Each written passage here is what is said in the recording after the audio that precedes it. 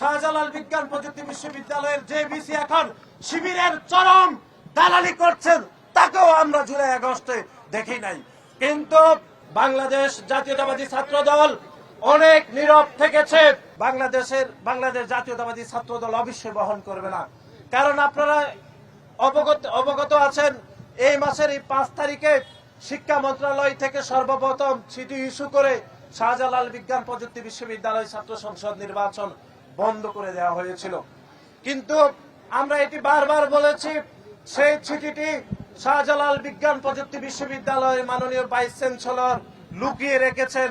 কারণ তিনি মুখে মুখে সাধারণ শিক্ষক হলেও তিনি অন্তরে অন্তরে জামাত করে থাকেন।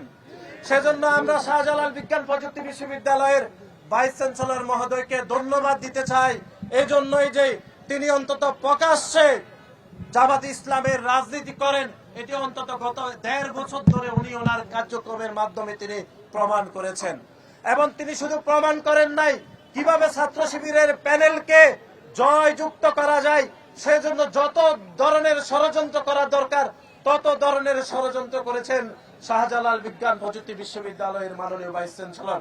আমরা অত্যন্ত দুঃখজনকভাবে উদ্বেগের সহিত বলছি, তিনি ঢাকা বিশ্ববিদ্যালয়ের একজন মাননীয় শিক্ষক হয়েও কিভাবে এরকম নীতি বিবর্জিত এক পেশে একটি প্যানেলের পক্ষে মিথ্যাচার করে যেতে পারেন, এটি শাহজালাল বিজ্ঞান প্রযুক্তি বিশ্ববিদ্যালয়ের ভাইস চ্যান্সেলরকে না দেখলে কোনোভাবে বোঝা যাবে না। RICL TMX, যুগের পর যুগ স্থাপনা থাকে মজবুত। সংগ্রামী বন্ধুগণ, আপনারা দেখেছেন 5 তারিখের পর থেকে বাংলাদেশের বিভিন্ন বিশ্ববিদ্যালয়গুলোতে যারা ভিসি পদে নিয়োগ দেওয়া হয়েছে, গণ অভ্যুত্থানের সময়ে সেই সকল ভিসি মহোদয়ের ন্যূনতম কোনো কন্ট্রিবিউশন আদৌ ছিল না।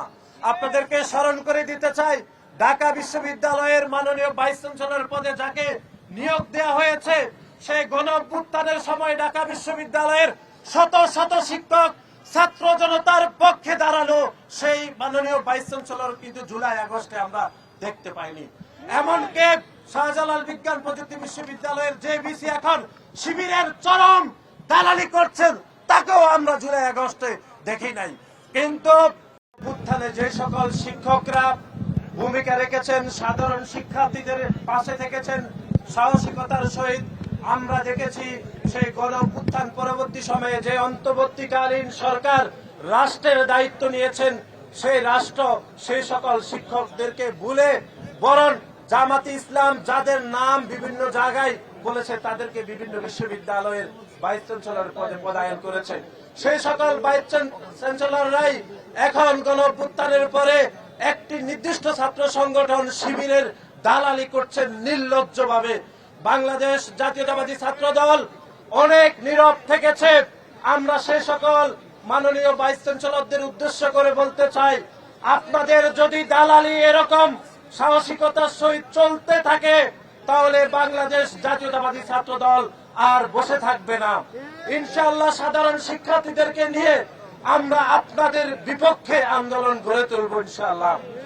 এবং পরিশেষে আমি একটি বিষয় গত 2 দিন ধরে ভাবছিলাম, সেটি হচ্ছে আপনারা জানেন যে জামাত ইসলামের সাথে দীর্ঘদিন ধরে ইসলামিক আন্দোলনের জোট হওয়ার একটি সম্ভাবনা তৈরি হয়েছিল এবং জামাত সামাজিক যোগাযোগ মাধ্যম গণমাধ্যমে তারা প্রচার করছিল যে ইসলামী আন্দোলনের যারা তাদের সাথে ভোট করবে তারা সকলে জান্নাতে চলে যাবে।